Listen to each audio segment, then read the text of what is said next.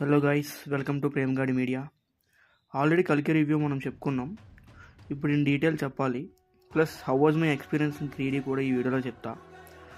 Okay, first detail రివ్యూలోకి వెళ్తే supreme యాస్కిన్, అదే మన కమల్ సార్ గురించి చెప్పాలి.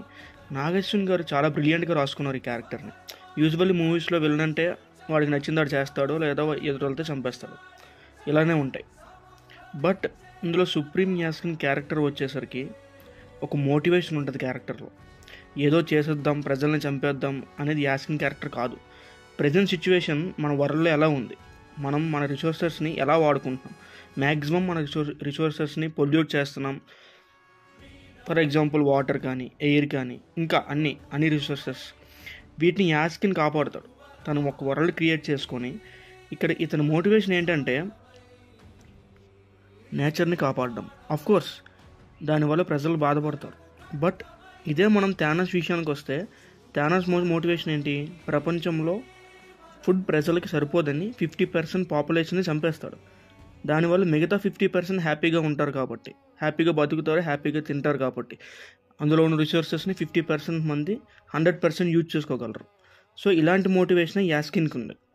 సో అతని పాయింట్ ఆఫ్ వ్యూలో అతను correct. But we need to watch for the part 2.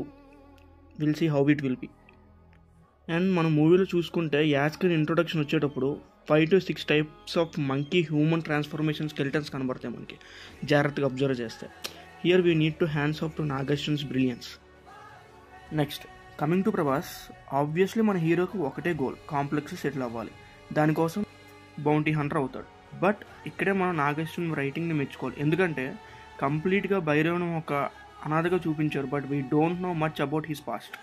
అది కూడా నాగేశ్వన్ ఎలాంటి డీవియేషన్ అవ్వకుండా చూసారు ప్రభాస్ క్యారెక్టర్లో.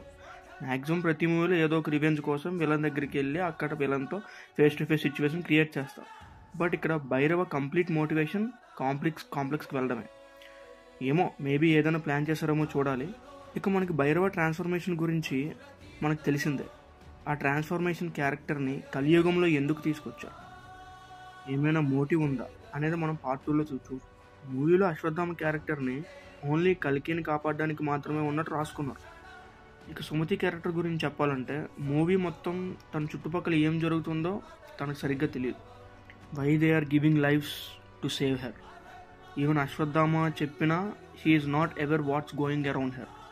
సో మనం పార్ట్ 2లో చూడాలి, ఇంకా దీనికి ఏమైనా డీటెయిల్స్ యాడ్ చేస్తారా, ఏమైనా సుమతికి నిజంగా ఇంకేదైనా క్యారెక్టర్ ఉన్నదా, ఇవన్నీ ఇంకా చాలా డీటెయిల్స్ ఉన్నాయి. మళ్ళీ చెప్తా, ఫాలో ఫర్ మోర్ అప్డేట్స్.